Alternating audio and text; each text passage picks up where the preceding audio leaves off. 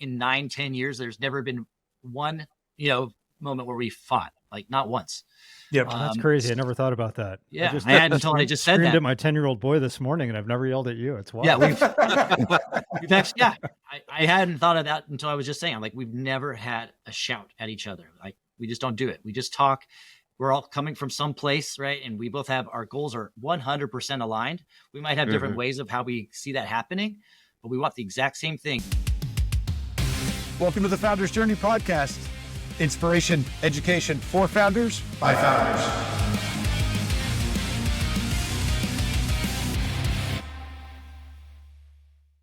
Welcome back to Founders Journey podcast here with Peter Dean, my co-host. Welcome back. Hey guys, how's it going? First time with 4 people on the podcast. Yeah. I have a couple great guests today. We're talking about co-founder relationships, venture studio concepts. So really interesting stuff. Want to welcome Elijah Szasz and Eric Colbert today, founders of Spark6. So we're going to let those guys explain what that is, and Vouch Vault, another spinoff that they've got going, and their experiences working together. So Elijah, Eric, welcome. Tell us about how you started Spark6. I know Elijah started it. Did I get that right? And then Eric, you came on later. Why don't you give us the story of how that all happened? I had a brutal business in the space of energy drinks and weird snacks where we would take items from popular culture and bring them onto retail shelves. So an example, like a little mana potion from video games or this fake blood concoction. Anyways, just advice to founders out there. If you're thinking about starting something, maybe don't start in the food space stuff where you have the FDA knocking on your door and pallets of expiring ingredients and complex supply chains. I just want to clarify what you said. Did you say you were selling blood? Selling blood, yeah. So, quick story on that before we get into the current stuff. We had this company that started with the one idea of taking items from the World of Warcraft video game where they had 15 million kids playing this thing, very familiar with all the things that gave them magical powers inside the game, and thought, hey, they're staying up all night playing. They're part of these guilds that require them to go at this for 40 hours a week, right? Like a job on top of a job. Drinking energy drinks all the time. Why don't we package these things in the containers that they're used to seeing in the game and double the caffeine? It's a great idea. What could go wrong? I know nothing about this space. And so we did it. And this was pre-Facebook ad platform. We had to get really creative on just the content that we created and put out there as to what would attract these kinds of people that would be interested in these kinds of products. One of the first Shopify stores. So long story short, I hated the experience of having all of those consumable goods and the regulatory that goes along with it, and dealing with big retailers who don't pay their invoices and all that other fun stuff. But the digital part was really fun. And the irony was that I didn't come out of that and start a marketing agency, even though most of that experience from that company was marketing. But I had a friend at the time who was just coming out of eBay as a product manager, had a ton of relationships there, and told me something that I didn't know, which was even a big company like eBay is constantly bogged down with new product development workflows they have to take on, where their business unit is completely underwater as far as capacity. And they bring in agencies all the time to build product, to build software. And so that was how we got started. We started just taking on tons of eBay work. I think all in all, we did something like 40 jobs for them or so. And they actually were trying to catch up to Amazon at the time with their little greenwashing checkbox of, hey, there's Amazon Smile that's doing good, so we'll have eBay Giving Works. And, oh, there's a sustainability angle here, so we'll start eBay Green. And we got involved in all those projects and quickly found that we actually really liked this work of leveraging technology to just better the human condition. And we could do it under this umbrella of all these eBay projects. eBay then acquired a company called Mission Fish, which would vet these different nonprofits and for-cause companies, I think to the tune of about 20,000 of them. We're talking about a ton of these companies, just to make sure that what was happening on the platform as far as these things that were getting charitable donations were on the up and up.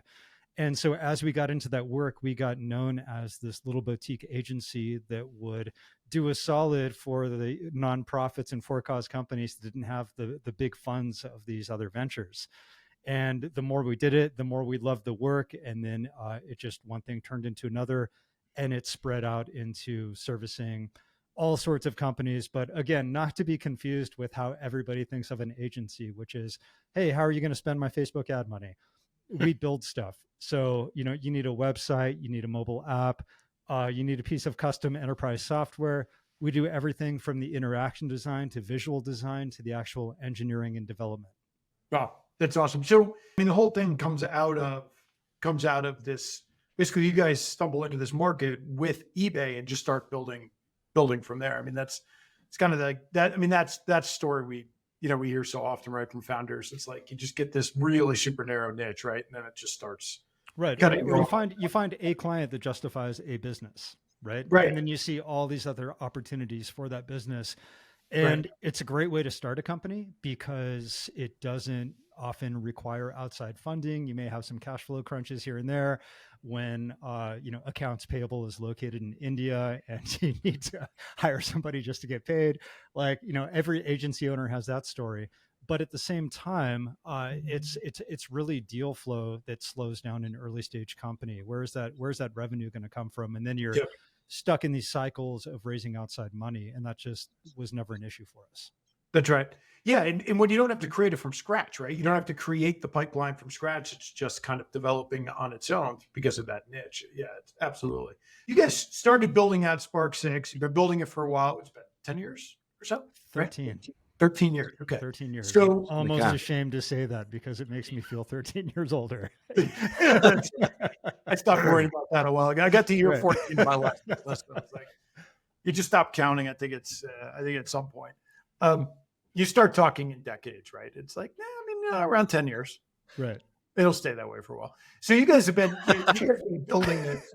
And then, but I think one of the things that Eric and I were talking about that's really interesting is you've these are my words, I know not your words, but you've sort of kind of built this as almost like a venture studio concept now, right? Where, you're sort of stumbling into these new areas that where you guys can say, hey, maybe there's a product here, maybe we go spin this out. Was that, talk about that, some of those spinoffs. I know there's one in particular that's super cool that you've been working on. But before you kind of tell us about that, was that the strategy that you guys, was that the strategy or just something you just kind of not really. said, hey, I'd say the strategy was there was no strategy except to just do client work and, do the best job that we could. But I think what invariably ends up happening if you are a tech dork working on tech stuff all the time is you discover some sort of a need that you personally have that nobody else is going to fulfill. And so you just build it. And we've done that several times over. Sometimes it's just a fun internal tool, like a little bot we get to use. Other times it gets spun off into its own entity, sold off. And so that's where the venture studio part comes in. I don't think we ever planted a flag and said, oh, we're going to be an agency and a venture studio. right. But it is just one of my pet peeves of, this last one that we'll talk about that, I'll let Eric go into. I think we tried to talk several other people into doing this and we just couldn't. It's not like none of this stuff is easy to build. This one was particularly difficult to build, but being in the agency game for products, we have this even blend of very big Fortune 500 clients. And then a lot of people who come to us with ideas on napkins and say, hey, can we have 15 minutes to just talk about this idea? And in that 15 minutes, you find out they have no money whatsoever. They haven't raised money and they want to do an equity deal. Like build this and we'll give you, like half the ownership. To which our response is usually, well, that's kind of an interesting idea. Maybe, I don't know, but we have 100 ideas of our own that we can't get to. So I'm sorry, we can't do that. But hey, you know what? Since we have 100 ideas, why don't you just build one of ours? And maybe we'd be interested in that equity deal because we want to see this thing get out there. And we couldn't talk anybody into this last one. So we just built it ourselves. Tell us about Vouch Vault. Yeah. So just to rewind just real briefly. So I came into Spark6 about 10 years ago. I was coming off an acquisition, and I was in a space that was more analogous to Eli's experience in the food and beverage. I had a global sourcing and manufacturing company. So that was finally absorbed by a parent company that had an interest in us. And, I had no digital experience. I never ran an agency before, but I had a personal relationship with Eli prior to joining Spark6, and they were looking for a COO and someone to help them with growth and all sorts of stuff that, I thought I could help with. And just the way the things turned out, his other co-founder was looking to kind of move back home, start a family. And so I just quickly ended up buying out the other co-founder. So we've been partners at Spark6 for the past decade now. And Vouch Vault came about, as Eli was mentioning, we did try and have other people maybe take it off our hands. And this was definitely like a scratch our own itch kind of a product. So I'm very much a list guy. I have list of lists. But before I had Vouch Vault in particular for things that I wanted to try. So I'd be having coffee with a friend or whatnot, and they'd say, "Hey, Eric, you watch that Beckham documentary? I know you played soccer and it was really well done." So I would write that down on my list of documentaries. And then I'd be listening to a podcast and they'd mention a book that sounded really right up my alley. So I'd write that in my book list. So I had all these different, disparate lists, and I was really just annoyed with the process. Not that I couldn't have kept up with it, but I'm like, this is just not a great way to keep track of things that like I really want to try, that people took the time maybe to recommend to me or whatnot. So, on the surface, it's a utility. So you have your own private tri vault. These are the things that, you've heard about or people have told you about that you actually want to try to help, enhance your life, right? Books, movies, TV shows. It could be an Airbnb. It might be a hike in Maui. It could be an electrician, a plumber, like all those services as well. And so, that's kind of half of the product. And then when I brought the idea to Eli, and he's like, "Well, that's great, but I'm not really interested in just building a utility. Not only is it hard to monetize, we have anecdotes from like Evernote, which is just purely a utility. They've had a tough time out there in the market space. And Eli is a very, brilliant creative. And so he took kind of this surfacey utility, type of a concept and really put it on steroids because he's, and I am too. We're always into different stuff, like different activities. It might be MMA or surfing or mountain biking or road racing. And when you get into a new interest, there's always this, just a whole mess of things that are surrounding that interest. It might be, movies and TV shows and books, of course, but there's also products and services. And so like, we just both hit on like, it'd be nice to have a cheat sheet. If I could just peer inside the brain of my best buddy who's been, surfing for 10 years, like I can just go to him and say, what wetsuit should I buy and what leash and what surf camp should I be at? So that was kind of the mashup of what's become Vouch Vault. So it's a way to easily share, keep track of, and discover recommendations from your inner circle. And this is as opposed to what we've all known and done in the past is going to strangers on Yelp and Rotten Tomatoes and TripAdvisor and literally just trusting, completely people that have different, tastes and subjective, opinions on things. So yeah, we wanted to just take those, just small industries head on. Yeah. So we're talking about Vouch Vault.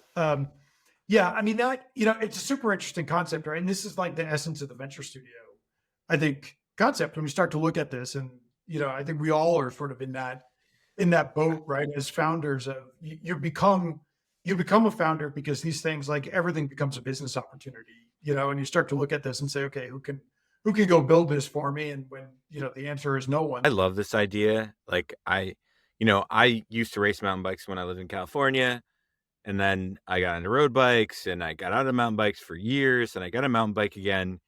And then I found myself like a little lost. Like, I don't know what the cool stuff is and I'm supposed to wear. I don't know, like, all the things that go around this industry I used to be at the core of. And now I'm like outside. And like, this would be a great place to kind of connect and be like, hey, like, I'd be connecting with Greg's son, who's the one who told me to get the current mountain bike I have. I'm like, Jackson, what should I get? I don't even know what I should be looking for. And that, this fits that to a T, Yeah, just to let you know, everybody's wearing thongs now on mountain bikes. Next, awesome. Thank you so much. It's in my Vouch Vault. Next time you show up to a big group ride, just make sure you're wearing one outfit right now. That would be actually great if you guys had like a prank version of the list. It's like, yeah, no, what you do? No, We actually No, Oh. send this one to Peter, right? We have more dumb ideas for marketing than we have time. Let me tell if you. you're this is But like, yeah, it's thongs and headbands. They're actually what Yeah, you should Maybe definitely arms. wear a headband. No, Totally. don't wear a helmet. For you. that use case you described though, that to me is probably the crux of why I wanted this product, was that everybody's got an obsession. I know everybody I know has an obsession.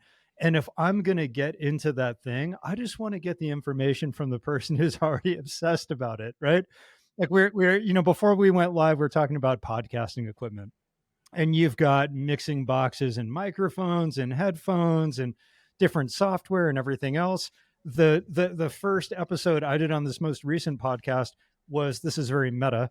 It was a podcaster who's been podcasting for 13 years, and it was her just dumping all of her recommendations for podcasting. And to me, that's what I want to do when I'm trying to figure out one of these recommendations, as opposed to buying 100 things from Amazon and returning 99 after I test them all, right? Or reading through hundreds of reviews that I don't even know if they're real or not, or if they're paid for. Or when we were doing our market research, I read some bananas stat that was something like 80% of all Bluetooth electronic items on Amazon have fake reviews at this point, right? Yeah. They've somehow managed to game the system. And it's just all, so you're not only pouring through all these reviews, but even if you'd assume that everything that you're reading is real, what almost always would end up happening to us is we'd be like, okay, I found the thing that has 5,000 reviews and it's got a 4.75 star average. Can't go wrong. I'm like, wow, but with that law of big numbers, somebody had to have brought that average down. And I look and I'm like, wow, it's still a couple hundred 1-star reviews. And you start reading those, right? Right. Yeah. It just gets in your head. And you're like, Totally. whoa, that microphone, wow, these are some really heartfelt stories about people that got electrocuted, or some awful like personal story. And then I'm like, and I'm back where I started. I don't know what to do. Right. So the whole premise was man. follow somebody whose taste you trust, who's obsessed with a thing, and just tell me what to get. Tell me what to get. Tell me the taco to eat. Tell me the microphone to buy. Tell me the new bike chain to get. Whatever it might be. That's what we really wanted to get out in the market. Because these are actual trusted relationships that you're building. Yeah. From. No, cut corners and cut costs. And hey, even if it's not a trusted relationship, the cool thing is that you can peek into somebody's profile and see all the thing they've recommended. And let's just take media, for example. You might spot 2 podcasts that you also love. And so then you go to the next line over on media and start looking at the books like, oh, wow, this person's into all these marketing podcasts. And, oh, I love that book too. And then you see 3 pieces of media that you've never heard of, right? So there's this whole really cool discovery aspect to it that I love. That's awesome. That's awesome. That's cool. So let me ask you, change gears a little bit. I think this business is really cool and how you built it up. And I actually have a very similar story with a similar timeline to you guys, or Elijah definitely. So I really relate.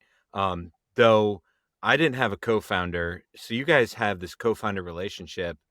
What do you think the keys to your success have been, and how that has? I know I've had a co-founder in the past, in the last business. And it was challenging, and he's still a really good friend of mine.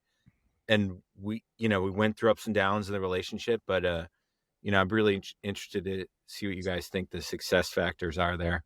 We did have a mutual respect and a friendship before getting into business together. And I think that goes with any relationship, whether it's a business or a romantic one. Like, if there's not a mutual respect, I don't think there's a chance in hell that it's going to be successful, because then every little thing is going to eat away at that, from trust to work ethic to even just ideation, right? So if you don't respect the person, it's just going to whittle away. And I think we've always had a mutual respect for each other. We've both been single parents, dads at one point or another in our lives. So we've kind of been through, some stuff that we could relate to. It just so happened that it's nice that we like each other. We talk, we have a daily stand up, every weekday at least. And, we have a good time, and we are trying to support our families. We love entrepreneurism. We love marketing. We love all this stuff. And so we just want to make sure we're kind of both aligned and enjoying the journey. It is not about the destination. It's, it's about the journey along the way. And I think we both really aligned with that. So I think just entrepreneurship in general it's hard. It's hard. Like it's, people say, oh, well, if you just do this and this and this and follow this protocol, no, it's still going to suck. It's going to be tough, but you get to choose which kind of hard you want. Being a solopreneur is very difficult as well.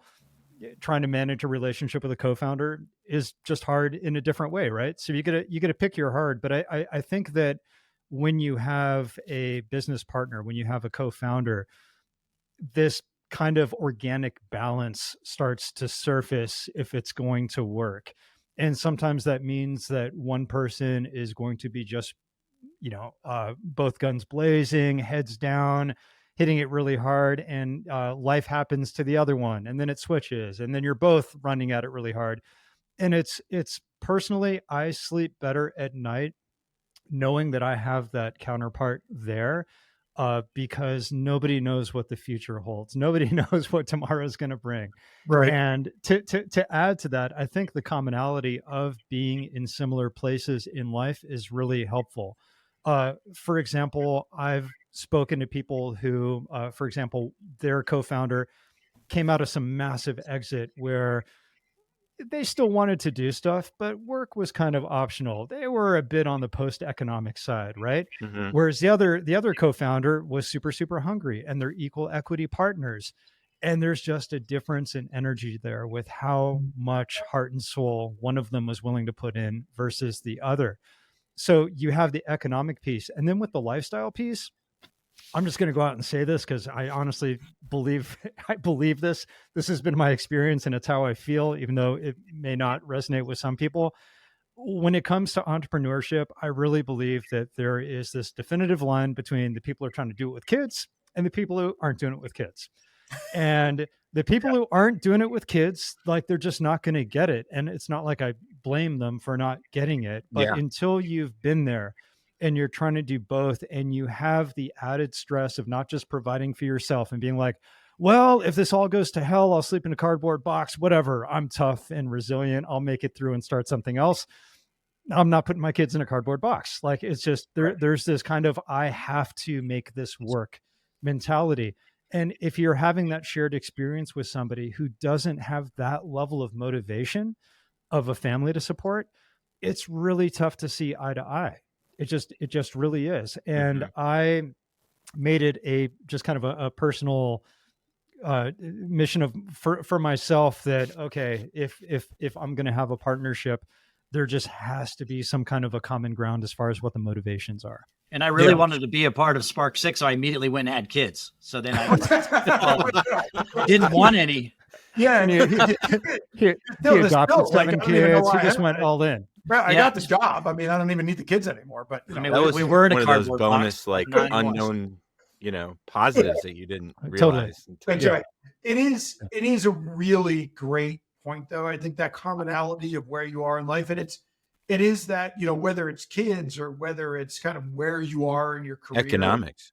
Yeah, and you're just in an economic position, right? It's like, what is that state? It is hard when you're coming at it. And I've had situations like this as well, where you're coming at it and people are two totally different places in life, right? And it doesn't mean they're not going to give it their best, but it's just that there's going to be that kind of lack of common framework, right? Because your example there, Eli, I think is a brilliant one, right? Where it is easy for a founder, and I think, and I hate to say this, but I do think some of this is with age too. Like, when you're a 20-year-old founder, 21-year-old founder coming straight out of college, you can do those things. You can go sleep on your buddy's floor for 6 months if you need to, right? You can, you kind of get to a later stage. And you can do it as a 50-year-old founder if you really want to, if you don't have a family. I mean, I've got. That's right. I've got some friends who are not above that at all. And they're getting up there. They'll risk it all. Yeah. I mean, if you have that advantage, you take it, right? Like, that's for sure. Like, you should do it. It's just not an option, at this point in life, with decisions that I've made, with decisions Eric's made. I think another one that everybody can relate to if they embrace this aspect of their life. And for Eric and I, it's just a big part of our ethos is, I'm not going to sacrifice my health and my physical well-being for whatever business endeavor is out there. I'm just not going to do it because it just doesn't make philosophical sense to me, right? If I Yeah. remove this substrate that gives me all of my energy, creativity, ability to work long hours when I need to, if I remove that, like as an example, a couple of years ago, everybody got COVID. I got hit pretty hard, and I'm laying there in bed thinking like, wow, I can't do anything. I can't do anything. This is what it's like to be sick, like on your ass sick, not being on calls, you can't even like focus on the screen. You got a fever. And it's like, if you get sick long term, this is what your life is going to be. And nothing really else matters. You can't do anything. So when that crazy day comes and it's call after call and deliverable after deliverable, and I Slack Eric and say, yeah, man, that meeting we're going to have, I'm not going to have it because I'm going to go work out. It's just like, yeah, of course. Yeah, of course. That totally makes sense. There's no like discussion around it like that I am going to take care of myself so that I can keep playing this game just isn't a topic that we have to discuss ad nauseum. And with some people, it really is like that could get in the way. So I think that's, like Eric mentioned, those commonalities, they're pretty far reaching. Totally. And Eric, you're a daily surfer, right? I mean, you guys each have these passions, right? And I think, having that mutual understanding is huge. Totally. Peter, when I remember it's a good day for surf, I'm sure you're like, hey. I generally do it first thing in the morning. I mean, luckily it's like, that's when the winds are down. It's just like the least amount of crowd. And so like, I'm usually there at daybreak, first light, which changes with the seasons and so forth, but I'm usually in the water around 6 a.m. and, I'm able to be back at my desk and, journaled and meditate or whatever. Again, my self-care, my whole routine from like 5:30 until about 9 o'clock is like when I'm doing me, and then I'm prepared and I'm excited for my day because I've already done all that work that I'm, proud of. Does this sound familiar, Greg?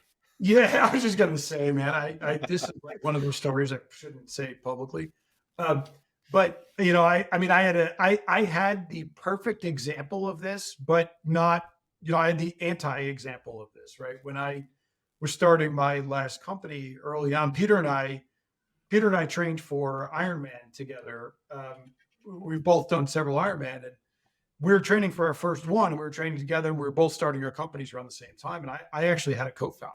We were joking about this before we came on the air here, but I had a co-founder who just decided to, we were training from about 6 a.m. to 9 a.m. every day. And you were at the office at 9, right? Just like ready to roll with a lot of energy and focus. Let me tell you, because we were at the gym at like 5:45. Yeah, right. Lots of Till 9, like straight. So decided to, his co-founder decided to go to our board, our investors at the time, and kind of use this as a play to say, hey, he's not focused. He's out there doing these other things. And it was training for an Ironman in the morning. I mean, it didn't work out. It didn't work out well at all for that co-founder, I can tell you. Yeah. And the business did go on to work out really, really well. And he was not a part of it as a result. But again, that the commonality of values, right? And I think that's what you guys are really saying. You've got to have shared values, right? And we were joking about co-founder relationships. I have had other co-founder relationships that, and I have one today in my investment fund, my venture fund, that is very much based on that kind of, that sort of health and fitness and things, we need to do for ourselves first, right? So it really is. I think it really is a really big thing. So, if you guys look at it, I mean, if you think about, I mean, certainly that commonality of values, things like that is a really important part. But, is this, I guess I would ask this question in 2 parts. Is this an advantage for most founders to have a co-founder? And are there situations where it's a disadvantage, do you think?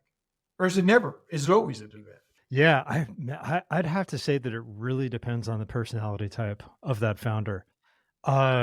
It's funny because I know people who have put their feet in both worlds, alternating, where they had a co-founder, then they did the solopreneur thing, then they had another co-founder, and just went back and forth. And I've had a lot of discussions with both. And I think it's like anything. It's the answer is yes, they're both good. They both have trade-offs. And I think based on your personality type and if you are looking for that high level camaraderie and you want it at a very intimate day-to-day level, starting with somebody is going to be the move for you. If that's not something you need, and some of this comes to just being self-motivated as well, right? It's Yep. when you're being held accountable by somebody else, an equity holder who is not just an investor, but somebody who's active in the business. It also really changes the dynamic of the why you're getting out of bed and doing this thing, which you may not want to be doing for that day or week or month or however long that tough thing lasts, right? Yeah. So it's one of those personal preference things that I think you can kind of drill down into the personality type of that person as well, and their work ethic. I'd also add, and I just add on top of that, like the complementary like skill sets too. Like if you're redundant with your co-founder, like I think there's going to be a heck of a lot more opportunity for conflict and disagreement and just not being a great thing. But if you guys have complementary aspects of the business and you're really leaning on each other, I think, that's, I think probably set it more for success. Yep. So it's a good point, Eric. And I'd ask you like something that's kind of popped up, but what do you do when you disagree? Like when you guys, when Eli is just wrong, right? And he's just wrong. And what do you do? How do you guys disagree? Well, first of all, I'm never wrong. Yeah. Never heard that before. Okay, so theoretically, should Eli actually like do something that you don't agree with? Like, what do you? We're both like very, I would say, empathetic and just like kind of over communicators, and we can both generally like feel each other out, like even before maybe the thing's been brought up. So like one of us or the other will say, "Hey, let's hash it out," and we just talk very honestly. It is like it's very raw, it's very real.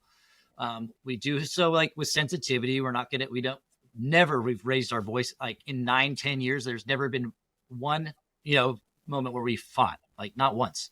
Yep. That's crazy. I never thought about that. Yeah. I hadn't until I just said screamed that. at my 10-year-old boy this morning, and I've never yelled at you. It's wild. Yeah. We've actually, I hadn't thought of that until I was just saying, like, we've never had a shout at each other. Like we just don't do it. We just talk.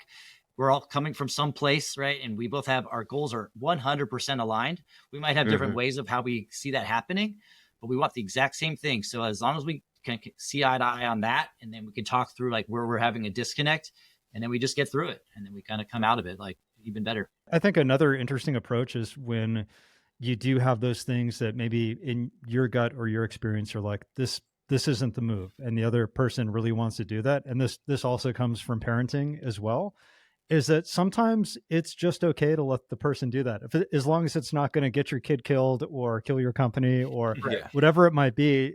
Very often just the value in the experience of going through something from start to finish, even if you don't agree with that plan or path, it's going to turn out one of two ways. Like you were right, and that was like not a great idea. Or you didn't really see it the same way that the person who had the idea was, and you're like, oh, you're pleasantly surprised. Either way, value comes out of it. Value comes out of it from you learn something or they learn something. And sometimes you just have to let that happen instead of really trying to put your stake in the ground and saying, no, this is the only way we're going to do this. Yeah. Just let somebody have that experience if nothing really, really bad is going to come out of it. So another random question that came up. So as an entrepreneur, I'm a solo entrepreneur right now. I've been for 14 years. I always gravitate to people like Greg and friends that are entrepreneurs that know what you're going through, that have shared values. Obviously, we train together. So that's pretty much all we talked about. That's how we came up with the idea to do a podcast, walking on our run, walk, mostly walking, finishing an Ironman together. Crawling. Do you have like mentors? Do you have other people that you talk to individually or together like that in your kind of community of entrepreneurs? Well, what's funny is Eric and I met in a community of entrepreneurs. Yeah, that's how we first met. And it's funny you bring this up because I don't know when this is going to air, but it's this is the top of the year, right? Yep. Everybody's talking about resolutions and reflections and lessons and everything else. One of the things that I thought about a ton at the close of 2023, reflecting back on things that had gone right, like pivotal moments in my career, where successes were won. I could always trace it back to people. It always came down to people. If it was the job, it was through somebody I knew. If it was the big deal, it was through some relationship. And even if it didn't look like that on the surface, the more I drilled down, it always came down to people. And so I'd been thinking about that for a long time because I hadn't really been part of a group like that since Eric and I met. And I recently joined another one, like a group of founders and entrepreneurs, and I'm super early in on it. So I can't really say like if it's been mind blowing or not, but just the Slack community has been amazing because you're talking to people who are going through the same things that you are, having the same challenges. And man, as a solopreneur, I think it's even more valuable because sometimes just the exercise of talking something through with somebody who has experience and there's real context there is so valuable. Even if you don't get the answer, just from a therapeutic standpoint of getting it out of your head and like hearing yourself say it to another human is huge. It's huge. So, I'm like embarrassed to even think how long I went without even trying to get that back in my life. Because when Eric and I were doing it before, it was a very informal, started off as a small group that got bigger. And every month we would have a Sunday brunch somewhere in Los Angeles, sit around a big table and just go around and say, hey, here's what's going well. Here's what's not going so well. Could be personal, could be business. Is there anybody that could help me with X? And oh man, it was awesome. Wasn't that awesome, Eric? Like, wasn't that just such a cool experience? Yeah. Yeah. Eric, are you still doing that or? No, it dissolved because at the time, Eli and I were the only guys that had kids. Not being very well. That's totally true, huh? And then everyone else started having them, and the group ended up kind of dissolving. changes. Yeah. Yeah, we're still in touch. I brought like my 3-year-old daughter to a bunch of these Yeah. brunches back then. This is going back a long time ago. But yeah, that's, I guess that is what happened, huh? Like a bunch of people started having kids. Those Sundays became like, a little bit too difficult. Yeah. For people to get out of. Sunday morning nonsense. Sunday's family time usually. Yeah. Totally. One of the most, I mean, there's no doubt about it, right? When you look at that kind of journey that founders go through and trying to do this, we see it all the time, right? Where founders are just like, I know the answers. I know, and it's all this ego fueled pile of mess, right? That these guys end up in. And I think, early on for me and actually multiple businesses ago, I mean, the biggest turning points in my career were YEO at the time, which stood for Young Entrepreneurs Organization, which dates me. If you know anything about YEO, it's now called Entrepreneurs Organization. It's a global organization of founders, and I became then a member of YPO for a long time. But the whole concept of both of those, the sort of the linchpin of both of those organizations, and you guys talking about like mastermind groups and stuff, this concept of forum, right? Where these are big or global organizations, but this concept of a forum where it's like 6, 8, 10 people that come together on a monthly basis or whatever the time frame is, right? In those organizations, it's monthly, where you can sit down and you can actually open up with, in a completely confidential and vulnerable setting to say, here's the shit I'm dealing with, right? This is killing me. Like, I need help with this, right? And it's this enormously powerful cathartic thing when you get 6, 8, 10 brilliant minds all kind of focusing on your problem, right? How do we kind of give you the space to solve this problem that you're having together?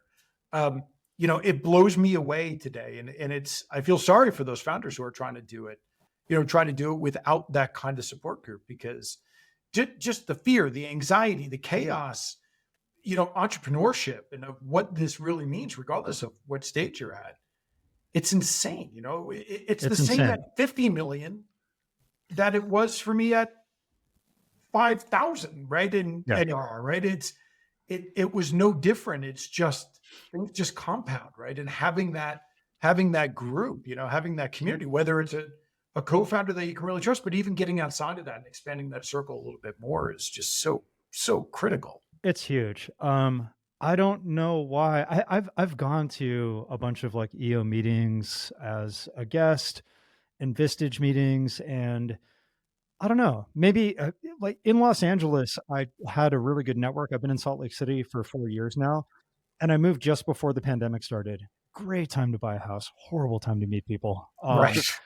Yeah. And it just never really came back, like just all these meetups and all the other stuff that was, Silicon Slopes was just on this upward trajectory, just like we saw in Los Angeles with the whole Silicon Beach phenomenon. Yeah. And it's a very active scene, but just trying to get to all that in-person stuff and make those connections, it really just, with that reflection of this last year and going back even further, got on my radar of, I've got to do this again. Yeah. I've got to do this again. But yeah, I mean, that's really cool to hear about your experience, Greg, with EO as well and YPO.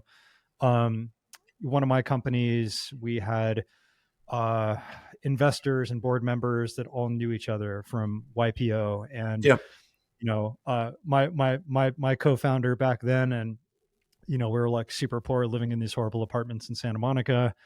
Would listen to their stories about rubbing elbows with Navy SEALs and standing on the beaches and going through their training. And I'm like, oh man, suck it. Like I don't want to hear about your powwows and ski trips and bonding sessions. And, and then it's like later on, it's like, oh wow, that is just, I'd give anything to be a part of that now. Totally. Yeah. But the important part, right? And quite honestly, I think some of those, and I'm not talking about necessarily those two in particular, but some of those organizations do turn into more of a country club. And right.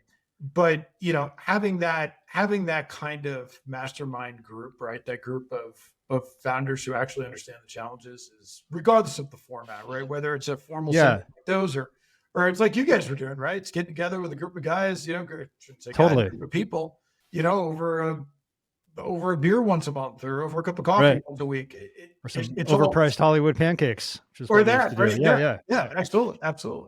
So, Eli, you wrote a Medium piece, I think pretty recently, about a month ago, on surviving the entrepreneurial marathon, right? You use this analogy of air in a container that I thought was really interesting. Can you talk about that a little bit?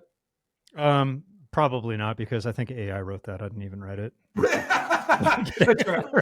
I'm not actually on this interview. I'm just an AI. I'm just a avatar of the. No, I have been consistently writing every single week, which is just brutal. Writing's brutal, and AI is a cool creative companion, but it is a horrible writer still, which just kind of blows me away with how much it's doing. Yet it still can't write something that doesn't sound like AI. It's pretty funny. But yeah, just conceptually, what I was trying to get across with that was that it really will just keep expanding, like air in a container, and fill up whatever space you give it. And if you don't put boundaries around that, if you don't put brackets on it, it'll just keep going and going and going, like this hungry monster that will eat everything that you throw at it. It's really true. So personally, I am borderline obsessed with these mental models and frameworks of how to tame the worst of our human nature when put in the face of something like entrepreneurship, right? When put in the face of something that can easily consume your life. I'm also definitely borderline, maybe not borderline all the way, like OCD, where I'll just get into something and not be able to stop thinking about it, to the detriment of other important things in my life. Like we talked about, like exercise or being a good dad and all that other stuff, instead of like, oh, I've just got to solve this problem and I'm just going to keep going at it. So finding ways to actually structure the day, put stops on things. It's a never ending work in progress for me, for sure. Yeah. Eric, you find any of those, you find any mental models for you that you think kind of fit that bill to try to keep the boundaries around this, ever expanding? It's a little on the nose, and I'm not sure if it reads backwards before, but I wear this, it says balance, and I just had it made, a year or so ago. I had another person say, well, maybe rather than balance, because that means things are equal parts, he said harmony, which I really resonated with. So I just take an extra amount of time to make sure that my life is in harmony, is in balance. And we already talked about health and wellness aspect, but I make sure that I'm calling my mom, I'm seeing my friends. Like it doesn't matter if you're dying alone and desperate or in bad health. Like, so collecting the friends, and it always comes back to like you, when Eli said, like his biggest moments in life were from relationships that he built. So it's like, that's all we really have, and I enjoy building relationships. And like, I recently took up surfing, it's like 5 years ago, I became obsessed with it. I have about 15 like brand new best friends. I mean, I see them every morning. Yep. If I needed anything, I could call any one of them and, they would be there for me. So it's just like, you're never too old to make those connections and friends. And guess what? Business comes from it too, so Yep. it's kind of the cherry on top. Yep. Yeah. Love that. That's really cool. That's so cool. So, in all of your adventures in founding companies, what would you pass on to another entrepreneur? Like, what would be some of your pieces of advice you'd give him? I mean, Besides, obviously don't do you've it. done a lot of Run, go get a What's job. that? I said, besides, Run don't away. do it. Okay, Run. it's the same advice I would give. All right. Stay away from this drug. It's addicting. Yeah. Eli, what do you think? Kind of back to that different strokes for different folks. It isn't for everybody. Yeah. But I think the overarching theme for me has just been the long game of it. It's weird looking at it now compared to when I started and where social media has gone, and how it's not just one place where you're getting some messaging or like you're reading the TechCrunch blog. It's everywhere. It's every media platform on your computer, on your phone, everywhere. This just hustle porn, right? The hustle culture, Yeah. the grind, work until you're dead. Or, hey, look at my 7 Lamborghinis and girls in bikinis and mansions and just, the flashing stuff. And this is the dream. And it's, I think as resilient as you are, or able to see what's real and what's not real, that stuff still gets in your head. And if you're part of this scene and you're still trying to learn, that's just going to be part of the culture, right? So kind of setting up the boundaries and finding out what your own rules are, and really understanding that, yes, it's going to be hard work, but it's going to be on your terms. And then you get to decide how you want to approach that hard work and what guardrails you put in place for your own life so that you don't burn out. Like, burnout is kind of like, hey, my character died in the video game type levels of things. And I've seen it happen Right. to so many friends where it's not like, oh boy,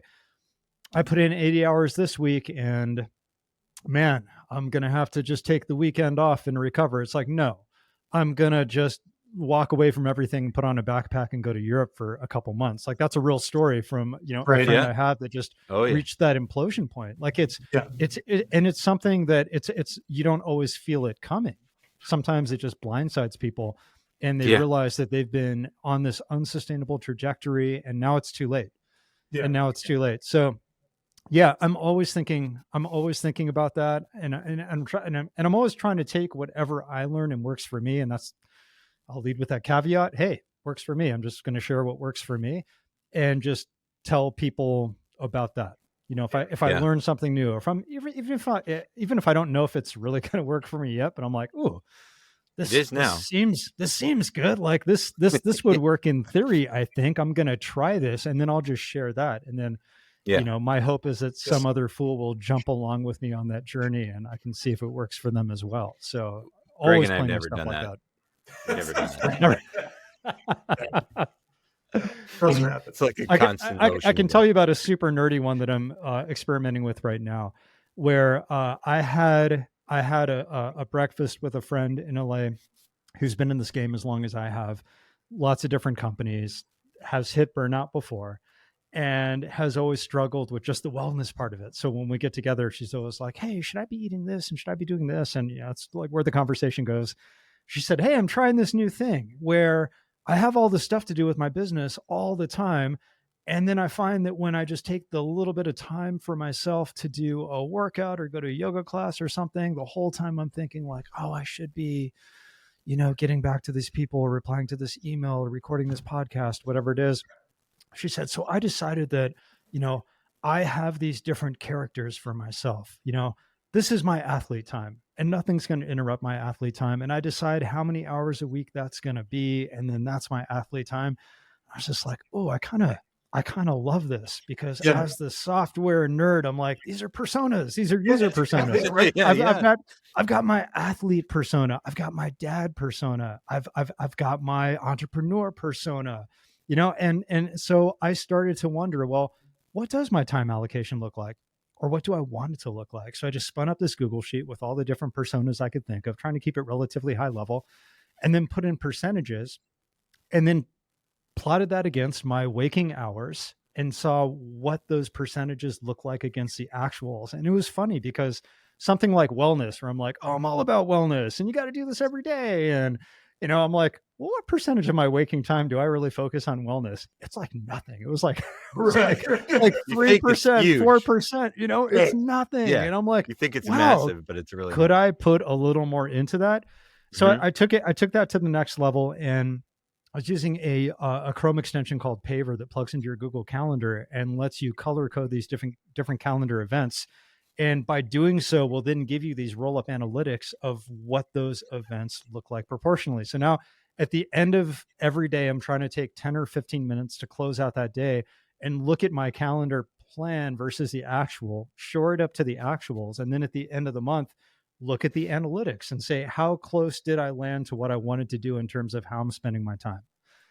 And who says he's got OCD? Nobody says he's got OCD.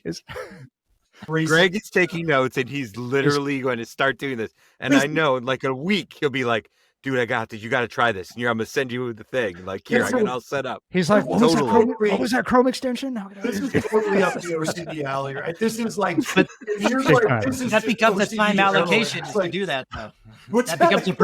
That becomes a percentage of his day that he needs to account for. Yeah, totally. Yeah.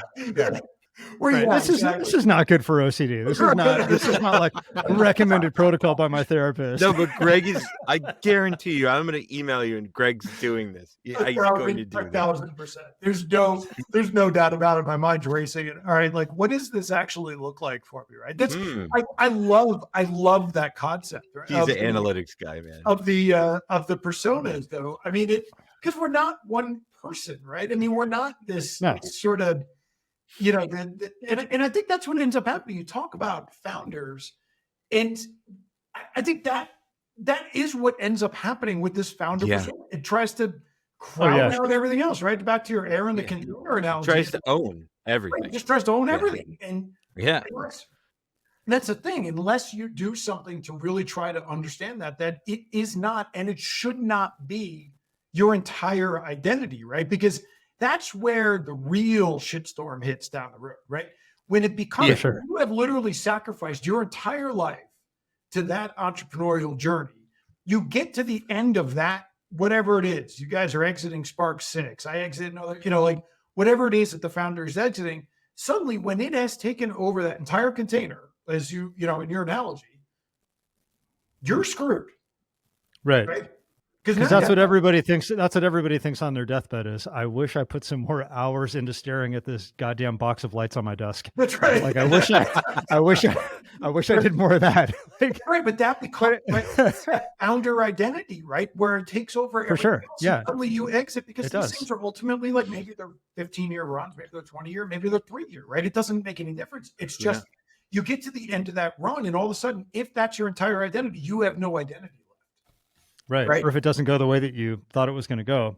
Right. Ouch. That's really your ego just kind of splays open at that point. Right. Like it's you're brutal. Not Eric the surfer. You're not Eli the dad. You're not, Peter the Ironman triathlete. You're I was waiting to hear what you're going to say. Oh, I was trying to think. Like, this is going to get good. By an insult, but I'm trying to keep it. But that's the thing, right? And then you lose that. You have none of that left, and you're just basically, Greg the founder, and Greg the founder exits his company, and now you're nobody, right? And for sure, in your mind, right? Not in reality. Yeah. You've heard this. You've heard this, like how people are just inherently bad at trying to predict how much time is something take, right? Like Right. Yeah. there's like this, I don't know where I heard this, but this general rule of thumb of, oh, you think building out that Google sheet is going to take you 2 hours? Add 50% onto that and you're going to get a little more accurate, right? Right. So make it 3 and you're going to get closer. Whatever your brain says this is going to take, add 50% onto it and it's going to make your life a lot better. I think people are just as bad at reflecting and figuring out how they spent their time. It's almost like that whole thing with memory where you can ask 2 people who witnessed the same thing to then recount it in their memory, and they're completely different experiences.